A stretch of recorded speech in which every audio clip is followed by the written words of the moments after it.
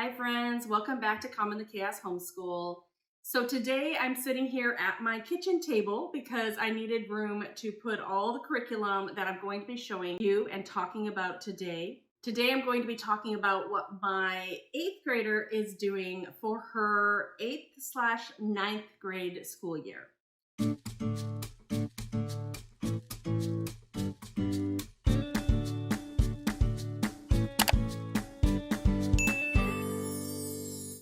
Now I'm calling it an 8th/9th grade school year because she is currently doing a lot of 9th grade curriculum. Actually, it is mostly high school level curriculum.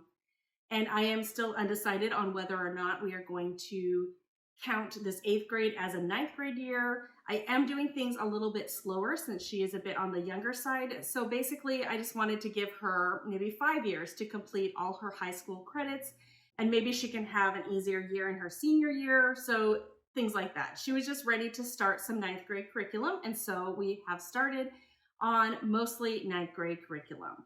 If you are looking for more 7th or 8th grade curriculum, I would suggest you go back to my 6th and 7th graders video. And next week I will be putting up my 9th graders video, but that 9th grader is doing more supplemental things, and some things are going to be more at a 7th or 8th grade level. So that might be the more appropriate video for you to watch. So I'll be putting that one up next week. So if you're looking for more of a 7th and 8th grade level curriculum, you'll want to watch my past video and the one coming up next week. So today I just want to talk about how our term 1 has been going. I like to separate our school year into 3 12-week terms. And so we are approaching the end of this first term. So I just wanted to let you know how everything was going. Now, our schedule is a little bit different this year, and that has provided, especially this student, a lot more independence, and it's something that she really likes. She likes to be more independent with her schoolwork, and so she has enjoyed this change, though I am reluctant to give as much independence as she's had so far this year. So the reason why our schedule has changed is my 9th grader is currently attending sort of a charter school or an alternative school, and she attends that on Mondays and Wednesdays. And then 3 days of the week we are home together as a family. So that is when we do our family group work. But this child in particular, my 8th grader, she likes to be at home when we are off doing things. On Monday and Wednesday, I take my boys with me, and so we go do school at a library. And this 8th grader, she likes to stay home and get her work done, and so she's really enjoying that 2 days a week of just working at her own pace and getting her own things done.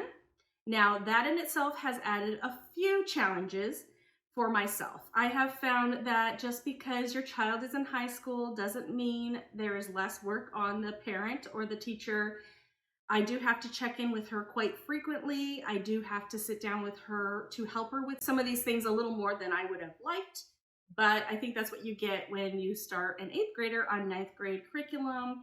And you just can't assume that your child's going to be able to do everything on their own and not need your help. And so that has been something that I am still learning this school year with a high schooler and an 8th grader who is doing high school level work. So that has been a little bit of the challenge for our term this year. I've had to definitely set aside a little more time than I thought I did to help with some of these subjects, to check in with her on the days that I am home because I'm out of the house 2 days a week and not available to help her on those days. So I do have to check in with her frequently and make sure that she's doing okay so that she doesn't get too far behind. She is very responsible and she generally does all of her work as scheduled. However, some things do get sometimes left behind, and that is because I'm not checking on her as frequently as I should be. So that is something that we're learning to do this school year. Okay, so I'm gonna get started. I have all my stuff here in piles ahead of me. First of all, we are just doing a very simple and easy devotion. This is You Are Beautiful and Courageous, a devotional journal for girls. I'm not going to show you her work, but each day basically she has a 2-page spread like this. And so she has a bit to read and something to answer, something just very quick and simple that she does on her own. We do family devotions together on the 3 days that we are home and together. And so if you want to see what we do for our morning basket and our group work, you'll want to watch some videos that I put up before this. And that is stuff that I do together with all my kids on the 3 days that I'm home. So we do have devotions and Bible during that time as a group. And then this is just something simple and easy for her to do on her own. I am going to put links to everything that I'm showing you here in the description box below. So feel free to check those out if you're interested in taking a look at anything further. Okay, next for math, she is doing Denison Algebra 1. As you saw from my curriculum picks video, I finally jumped on the bandwagon and we are doing Denison. Now, if you watched my first curriculum picks / very introductory video talking about how things were going in our first 4 weeks or so, we were struggling a bit with Algebra 1. I think that I've been pushing this daughter a little bit too much on the math front, and I do want to slow things down. So I panicked a little bit at the beginning of this. She was really struggling with order of operations and just wasn't coming super naturally to her. So we have had to slow down quite a bit. Well, first of all, we slowed down and took 2 weeks off of Denison Algebra, and I picked this up. So this is 80 days of pre-algebra order of operations, because this is just what she was struggling with. And so it is what it says. There are 80 days. And so what I did was I basically started at the very beginning of this book, and then I just skipped lessons until we got to where she was struggling. And then I'm still using this along with Denison Algebra, and I'll explain why we're doing that. But I do recommend this book. It's just simple. It's just order of operations, practice. It gets progressively harder as you go through the book, and we're still using it. So I'm very glad I picked this up. We took 2 weeks to focus on that to get that a little more solid. And then we went back to Denison Algebra. So basically for Denison Algebra right now, we are only doing 3 lessons a week, because that is the pace that we can work at, because I am having her do her work with me. So she will watch the video on her own. She'll take the notes and stuff that Mr. Denison has her take. And then she's coming to me and doing her problems in front of me so that I can catch any mistakes as she's making them, so that things don't just continue to spiral. So we are only doing Denison math 3 times a week. So at the very beginning, when I saw that she was struggling with this, I was like, oh no, should we have gone and done pre-algebra? Maybe we're not ready for Algebra 1. So I reached out to Denison's team and asked them, what are some options? Like, we're really struggling right now in Algebra 1, and what are some options you have for me? So I wanted to share that with you because I have not heard anyone else have this problem with Denison. So one of the solutions they gave me was really, really cool. They said that they would pause this subscription and we could go ahead and get pre-algebra if we wanted to do that. Then she could go through pre-algebra and come back to this, and they would unpause it.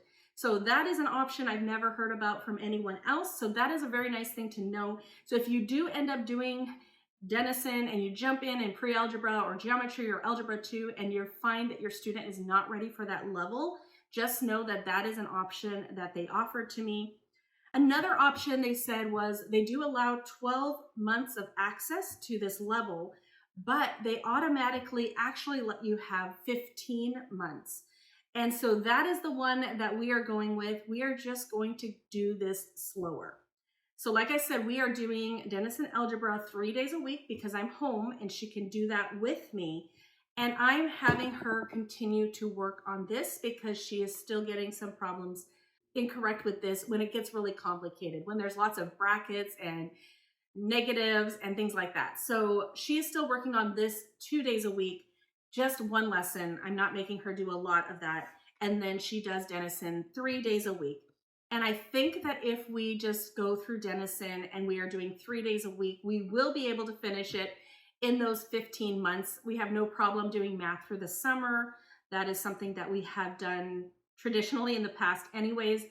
And I am not worried about slowing her down a bit in math because she is a year ahead in math by my standards anyways.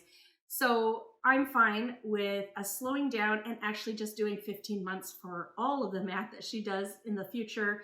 I don't want to keep pushing her ahead if her brain development is not quite at that level yet, and math is just not her favorite thing. So that is how Denison is working for us. I do like it a lot. I do plan on having any of my other kids who I homeschool math to do Denison starting in pre-algebra, but we have had a little bit of a struggle with math this year. So next, I'm going to talk about what she's doing for language arts. Her primary thing that she's doing is Cover Story by Clearwater Press. This is brand new to us. I have never heard about it other than like the end of last year, and it looked really interesting to me. So they are bringing the student through creating something like a newspaper through the different types of writing. So this is a video-based curriculum. This teacher here, he does kind of funny little skits. I think it's very entertaining. Might be a little long for this daughter. She doesn't love a lot of teaching, so she probably would prefer if he talked a little bit less. She doesn't like to be watching videos for super long, but things are going pretty well in here. Now, originally it looked pretty basic and simple. It has a lot more in here than I expected when I started actually going through the teacher guide and reading up. There are some projects that I didn't realize there were. There are tests. There are just different things that are included in this that I wasn't aware of. So it looks really short and simple, but it is a very full language arts curriculum.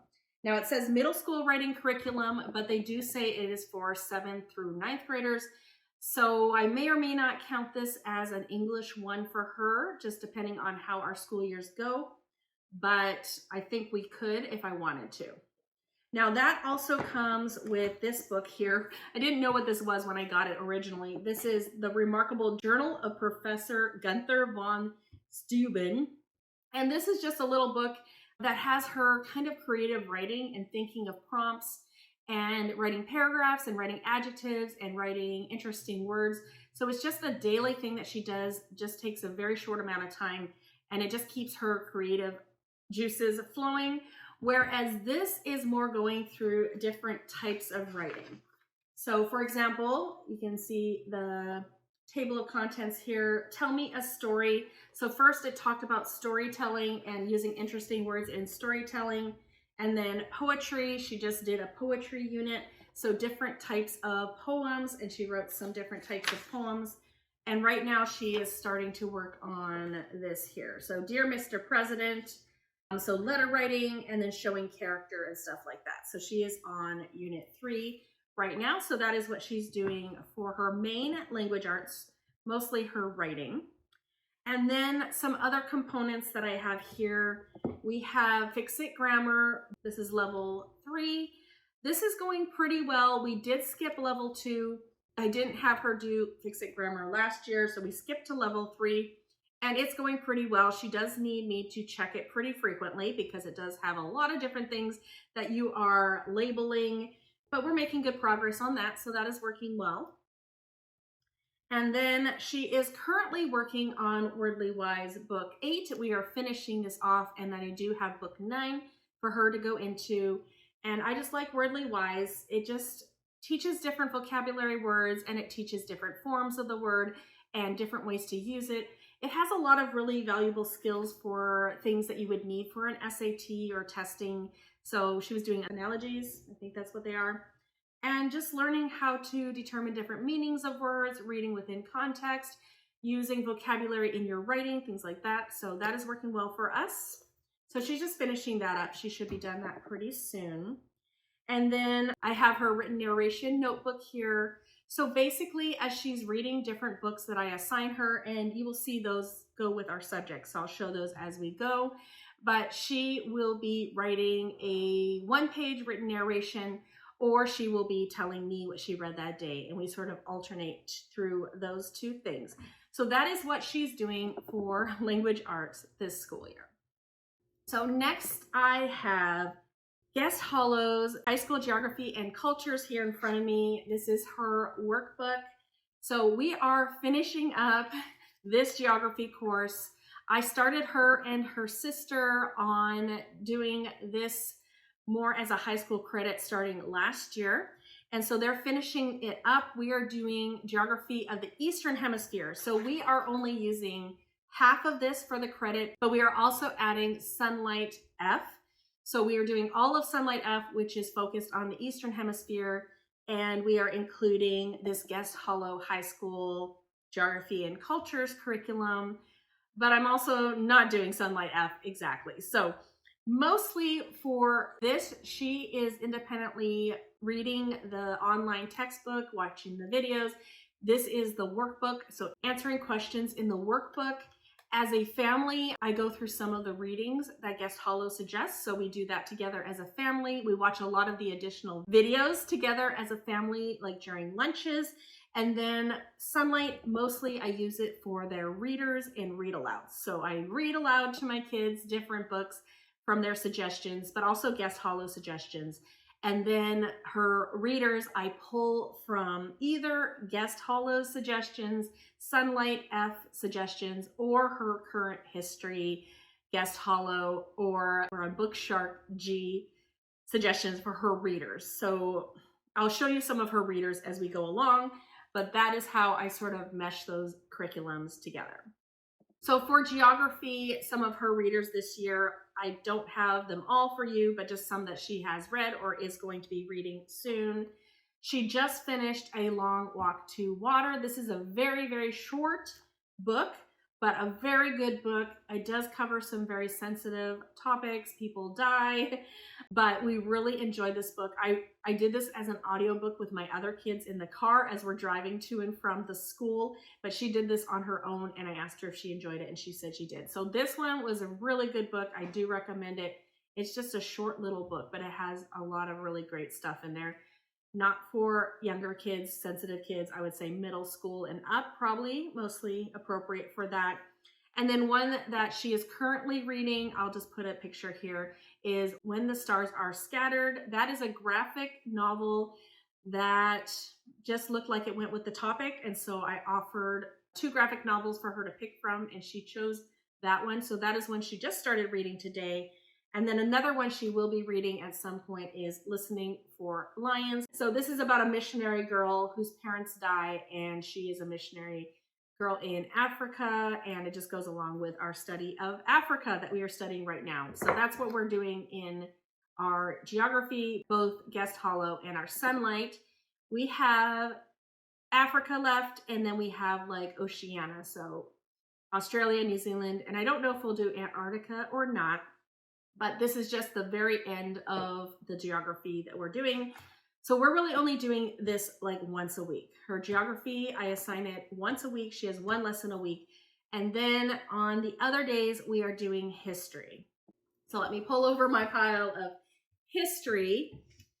So history is what we're doing on the other days. Now, the main curriculum that I am following for history for her is Guest Hollow's Whirlwind World History. I love history. I do not want to squeeze all of, especially world history. I don't want to squeeze all of world history into 1 year like they do here with Guest Hollow. So we are splitting history up into 2 years. And I do have Bookshark G, which is the first, medieval and ancient history that I'm doing with my boys who are younger. And so I am using, like I said, I'm using some of the readers from that for her. And then she is doing this more independently. She is reading the online textbook. She is filling out the workbook. And then I assign her different readings from either history or geography or science. At this point, history or geography. So that is going well. She does really like Guest Hollow's textbooks and their videos and their workbooks. So she does like that. So for Guest Hollow, they also have like activities and they have additional videos to watch. She is just doing about 1 activity a week. I will have her pick 1 activity to do. So she's doing some baking. She baked like an Egyptian protein bar, and we made some Egyptian like bread. So she chose baking for both of those. So when she finishes off 1 week of Guest Hollow's curriculum, which takes us like 2 or 2.5 weeks to finish because we're going a little bit slower, I have her pause for a day and I'm having her work on a book of centuries. So if you have never heard of a book of centuries, it is a bit like a timeline, but it's set up a little differently. see here. So basically, a book of centuries, generally it's a sort of a Charlotte Mason concept. You will have one side will be blank, and then one side will have like a timeline sort of thing. And it gives you an opportunity to draw things that belong in that time era. So I am having her stop and do some of the additional resources that Guest Hollow suggests. I'm having her spend a day to read all those additional resources, pick a few things that she likes, and stick it in her book of centuries. So she's just going through, she'll find out where that piece of art or that historical item is, and she'll draw a picture of it, and then she'll write a few notes about it on that. So this book here is actually designed by my daughter. I told her how I wanted the inside to look, and we tweaked it and stuff like that, but she did the design for this, and she also did the cover designs. So we actually have 10 different versions of this, the Book of Centuries, on Amazon. So I will link a link to the page that will show you all the different designs if you're interested in trying out a Book of Centuries with your children. So just know that this was created by my daughter, and she's been helping me with my online planners and books and journals and stuff business. And so she's very artistic. So that was something that she's created. So if you want to check those out, I will put a link below. And then these are two of the resource books that she is using when she is filling all that in. So we have Smithsonian's History of the World in 1,000 Objects. Guest Hollow has this scheduled out to let her know what to read in what week. So she'll take a look at some of these pages, and I'm having her spend 45 minutes to 50 minutes, so basically a class period, picking what she wants to add to that. So we have this one, and then another one that I have that I picked up probably at last year's Black Friday sale or something like that was this, Art That Changed the World. And so this is another one that she is looking at and putting into her Book of Centuries as she's interested. Some books that she has read to go along with her history. We have Mara, Daughter of the Nile. This is a Book Shark suggestion. We have Horrible Histories, Awesome Egyptians. This was a Guest Hollow suggestion. And then we have The Golden Goblet, another Book Shark suggestion. So basically, I will just schedule her readers. I'll just kind of alternate between geography and history. And sometimes I'll give her some choice on, does she want to do this one or that one? And that's how we're doing her readers, or just additional history and geography. So next we have science. For science this year, she is doing Guest Hollow's High School Chemistry in the Kitchen. This is another one that I decided to slow down on just because she is only in 8th grade and I don't want to rush her through this curriculum if it is too hard for her. So we started out with the 4-week supplement. They start out this program with a supplemental 4 weeks for kids that maybe don't have a solid base in chemistry yet before they get started. So we did that. That was definitely necessary. We have not done a lot or any chemistry before this point. So that is what she's been mostly doing. She has started some of the main schedule, but in her supplemental schedule, she started with this. So this is the elements, ingredients of the universe. So this just goes through the basics of chemistry, and it has some little activities and just sort of explains the basic concepts. And then they also had The Joy of Chemistry, which I cannot find right now, so I don't know where it is. It's a very thin little book, so that's probably why I can't find it. So she finished that up, and she is currently reading these books here. So this is one of the spines of this course, Culinary Reactions. So she reads a little bit of this most days.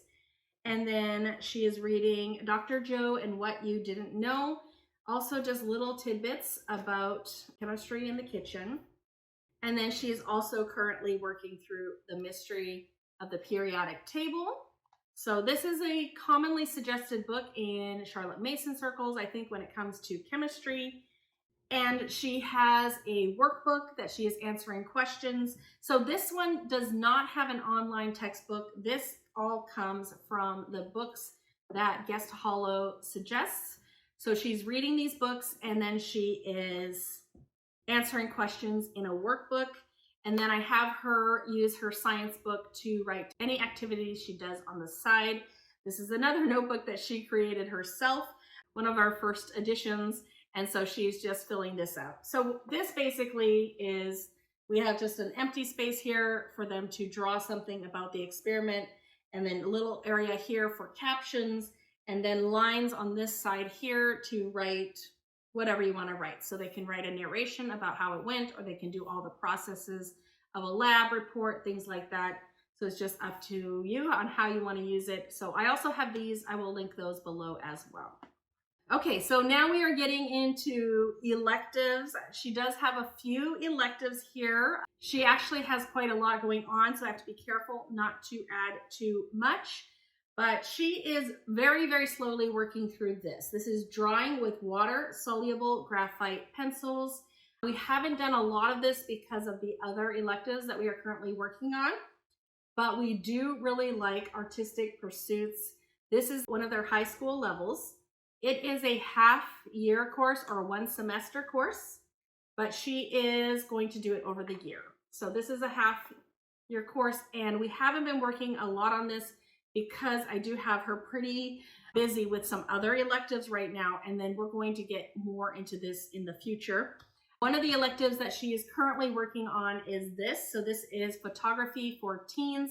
I have a whole video showing this program. It is a video course, and then this is a PDF download, and they also do give you a workbook, but I just chose to print my own copies. So I will link the video that I talk about this below if you're interested in a photography course for teens. This is a one semester course, so a half credit course. There are 12 weeks, and we are about week 7 or 8. My goal is to finish this by the end of January, so to finish it in our first semester. And then the other elective that she is working on pretty intensely right now, which is why these two are going a little slower, is Chinese 1. Now, we started her Chinese 1 credit last year. She's been doing Mandarin Chinese with me for many, many years. But last year, I think she started on more of a high school level Chinese. And I was just sort of giving her some things to do because I do speak Mandarin Chinese. I bought some books and I was creating a curriculum and program for her. But early this year, I had a school reach out to me, an online private school. They reached out to me to ask me if I would like to look into their school and maybe share it with my audience if I thought it was a good school or something that I would want to share with you all. And so I was looking into the school, and I saw that they had Chinese 1, 2, 3, and 4. And I saw an opportunity to take some things off of my shoulder and make sure that she can still learn Mandarin Chinese, but not be me exactly creating the curriculum. So she has been doing Chinese 1 with its legacy online school, and it's been going really well. She's getting close to halfway through the first year. So my plan is just to have her go through the first half of Chinese 1 and then give her her first Chinese credit, because she has been doing it with me for over a year at a high school level. And so she is finishing up this half of the Chinese course that I wanted her to finish off to give her her first credit. And so once we're done that, we will get back more into, well, this one in particular. This one should be finished pretty soon. So yeah, so if you are homeschooling or you're considering homeschooling and you're really struggling and you don't really want to be the one in charge of coming up with curriculum and planning curriculum and all that, it is a lot. I really enjoy it. I like customizing my kids' education, but it is exhausting. It is like a full-time job, homeschooling the 4 kids that I have at the different levels and coming up with all my own curriculum, or just like mushing and mashing things the way I like, and then doing a lot of group work and stuff like that. It's not for everyone. So if you are like a mom who needs to be working, or you just don't want to do this whole trying to find curriculum for your kids and stuff, I looked at Legacy Online School really in depth to see if it was something that I would want to recommend to people. And I think it is a really great option for people who want to have their kids at home but don't necessarily want to full on homeschool. I think it's a great option for that. It is a private school, so it does cost money, but you can do different levels. You can do part-time enrollment, you can do full-time enrollment, you can do in-person classes, you can do self-paced, which is what we chose to do because she just prefers self-paced. So she's doing self-paced Mandarin Chinese, and she has a teacher where she submits the work to, and that teacher assigns her a grade and things like that. So it's been working really well for us. It's been a really good way to just get one of our credits out of the way, and I don't have to be the one creating it. Generally, I like to create curriculum, but sometimes it's just too much. So I do recommend looking into them if that sounds like something you'd be interested in trying out.